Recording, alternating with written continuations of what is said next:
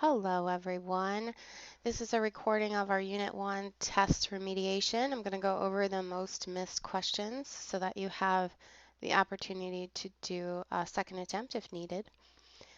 So our first most missed question was question 7, and I highlighted a little bit on here to help you with some of the terminology. A lot of the time, just reading the question closely and carefully and seeing what it's asking for is helpful.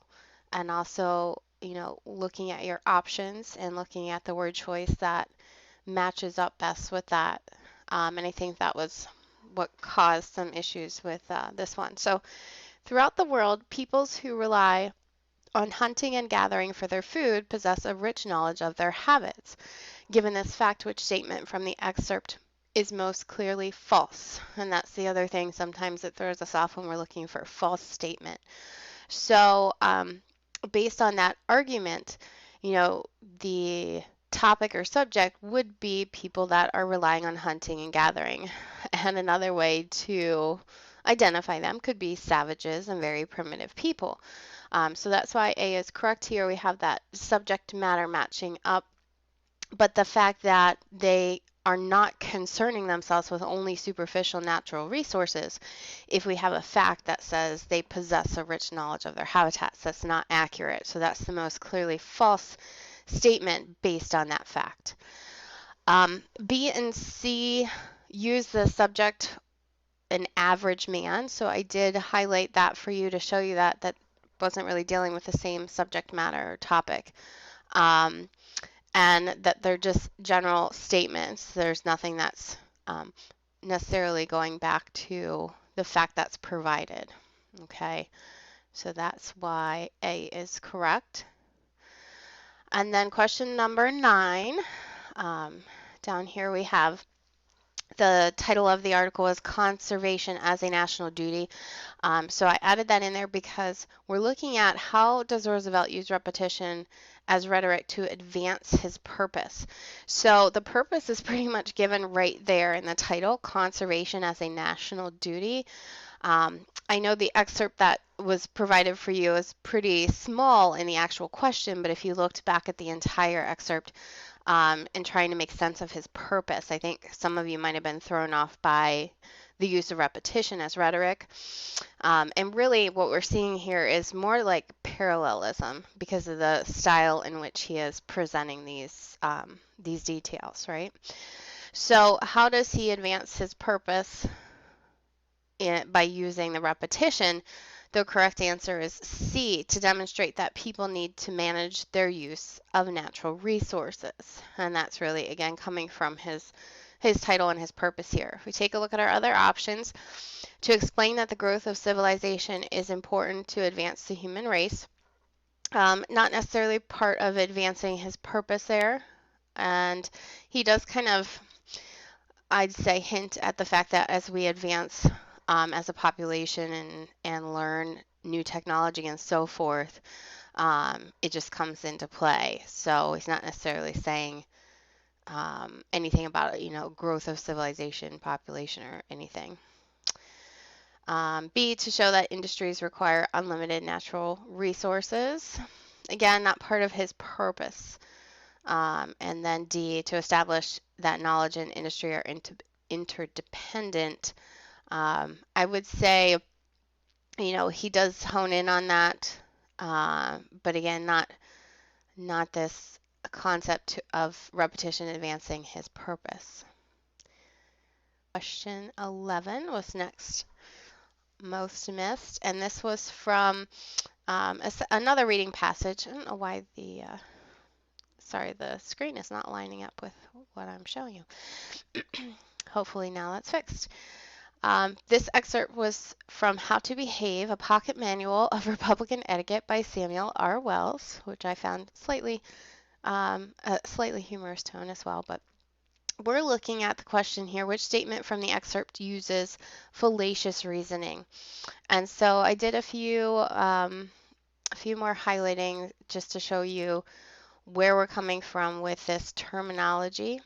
And I think most of you that selected an incorrect answer were selecting C, and I'll explain that one too. So the thing that we need to look at is what is in quotes here, okay? And that's the statement. The rest of it is the explanation. So for A, the fault lies in their education. There's nothing fallacious in that statement.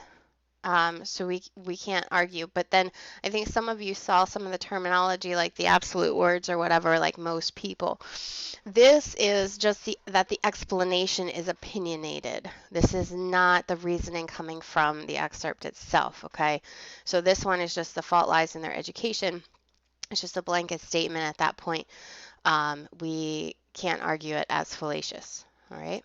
And likewise, in the last option here, it's the same statement. The fault lies in their education, and then again we have the explanation having that opinion-based too much blame on educators.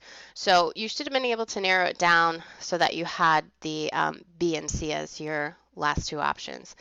It is B because we have an actual terminology that is backing up fallacious reasoning, and that was overgeneralization, okay? When it says, when well trained, no children are more courteous and agreeable.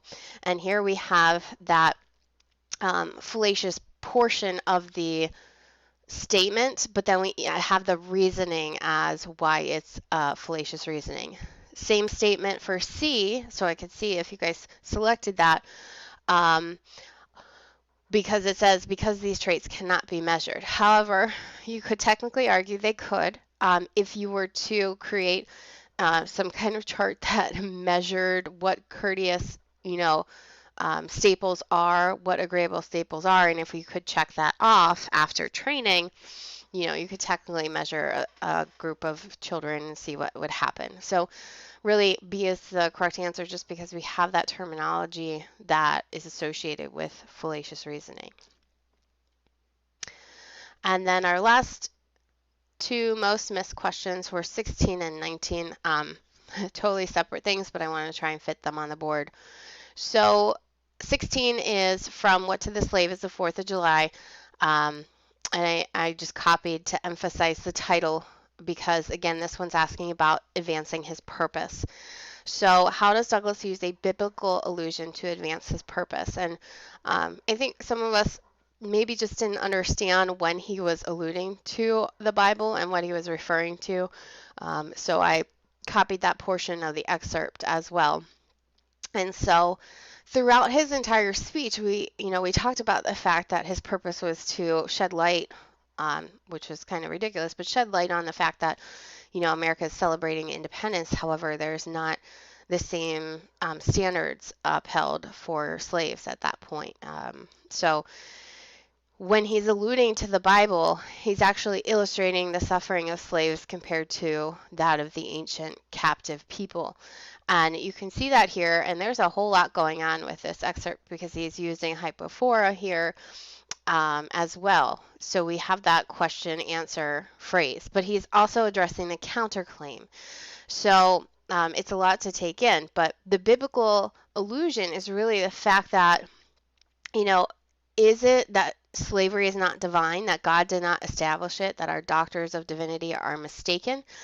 And here he is alluding to the fact that, slavery was, people argue that slavery, or people argued that slavery was happening and was, they kind of justified it because it was something that took place in the Bible. And so he's pointing that out, but then he also, of course, explains how ridiculous that could possibly be. How could that possibly be divine if it's inhuman? So he is alluding to that to just show that there is this suffering in comparison to, those of ancient captive people.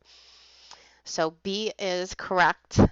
I think a lot of us selected C, and I think you maybe went a little bit too far and really didn't see where the actual illusion was. So to show Americans the inappropriateness of their behavior, that kind of continued on throughout, his speech. However, the specific biblical allusion was just in this portion here. And then the last one was really about formal and informal language, and we have speeches, you know, they can come across differently. It depends on how the speaker is presenting. And so this was just a little excerpt from a very informal speech that's asking what elements makes this passage informal. And so I highlighted just some of them. I didn't go through all of it, but pretty much we have lots of exclamation marks that, you know, you wouldn't typically need to include. There's also contractions, which are not formal. And then the first person point of view also brings that informal nature to it. I think some of us, you know, you got part credit for whichever ones you picked. Some of us selected objective tone, where this is obviously subjective tone because we've got opinion-based statements in there in that first person point of view. So this would not make it informal because it's not, this one's not objective, this one's subjective, so that didn't really apply. But again, those were the most missed questions, and you have the opportunity to take that second attempt. You could also remediate with me via email, and yeah, that's a wrap.